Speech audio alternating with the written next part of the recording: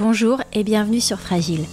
En cette période étrange que nous vivons tous, j'ai eu envie de vous proposer, en plus des témoignages de porquerolles, une petite expérience auditive, une sorte d'échappée sonore.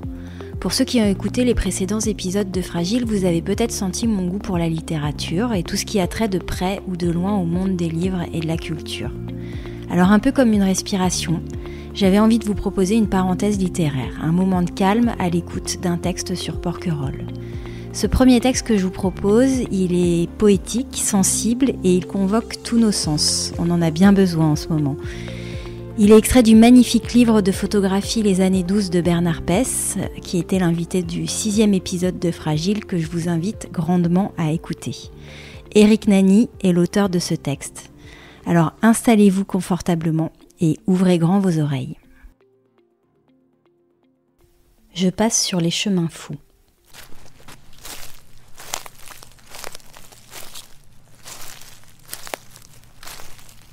Je passe sur les chemins fous de mon enfance, la tête embrasée par les souvenirs qu'ils rallument. Au vent, je crie le nom des gens que j'aime, Iliens, enfants, se partageant la terre. Les arbres voient les creux de mon visage où glissent les blessures du temps qui passe. Sur ce tapis de saison qui se déroule, la vie se renouvelle comme la houle. Je revois l'automne tant attendu d'un homme qui marche. Le plus banal et sublime mouvement de la vie célébrée dans les bois. Pas en forêt, non. La forêt sous-entend l'inexploré, et je connaissais chaque endroit. Le portail cassé, le rossignol, le galéasson, la repentance. Les champignons se ramassent à genoux. Je connaissais chaque arbre, fièrement dressé dans la mousse qui danse. Odeur, lumière et frémissement, balancement des cimes dans le vent, je connaissais chaque chemin me ramenant à l'essentiel. L'automne était là. Il était temps. Il était le temps qui ne passe pas. Il était aussi une impatiente lenteur des jours entre les murs austères et aliénants de mon école, qui pourtant ne pouvaient me retenir très longtemps. Le regard tourné vers les immenses fenêtres complices, je rêvais encore du dehors face au ciel, toujours bleu. Je ressens maintenant l'espace restreint de l'hiver et l'esprit déchaîné de la mer, leur façon d'égrener des jours semblables qui me poussent à rechercher la trace des survivants d'une ère éteinte pour m'aider à surmonter l'oubli. Ils me forcent à errer dans le cimetière où reposent mes frères iliens et leur histoire. Comme à chaque visite, ce sont des visages qui remontent me voir. Ils sont beaux, ils sont gais, ce sont toujours les mêmes. Ils tournent autour de moi pendant un temps et sans trop m'en préoccuper, je m'unis à eux intimement. Tout se bouscule dans l'anarchie oublieuse de ma mémoire. Les noms, les époques, je me grise de leur présence. Le monde est en perpétuel changement, alors comment décrire la joie sombre de vivre ici ?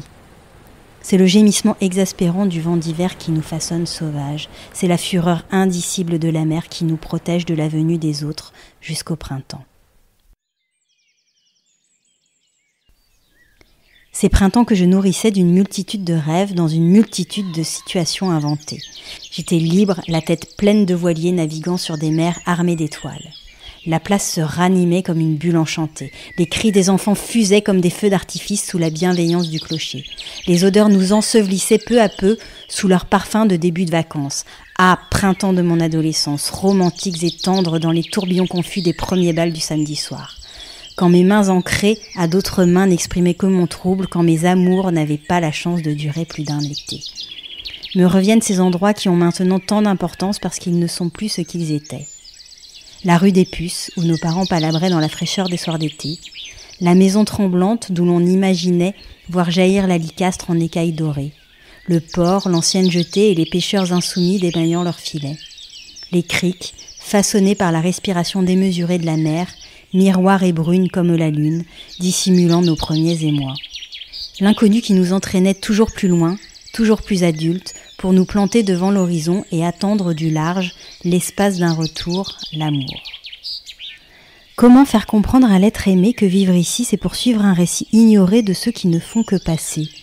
Comment lui faire découvrir cette façon bien singulière de ne pas tomber dans l'oubli de ceux qui restent ?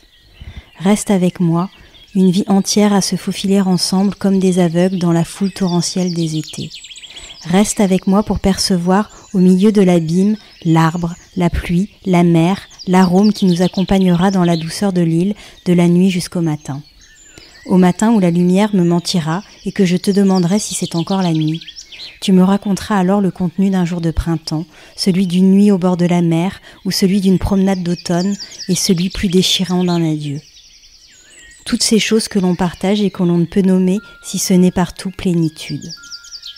Ainsi, plus tard, comme le refrain d'une vieille berceuse, la mémoire de nos enfants se jouera du temps et comme nous, fera ressurgir l'odeur de leur pays d'avant. Je passe sur les chemins fous de mon enfance. Merci à Eric Nany pour ce magnifique texte qui dit l'île immuable et mouvante, les souvenirs et le temps qui passe, qui raconte les hommes qui ont foulé son sol à une époque que l'on aurait bien aimé connaître. Merci bien sûr à Bernard Pess et à Arnaud Bisalion, l'éditeur de son merveilleux livre Les années douces, que je ne peux que vous encourager à vous procurer sur le site des éditions Arnaud Bisalion ou sur le site de la Fnac.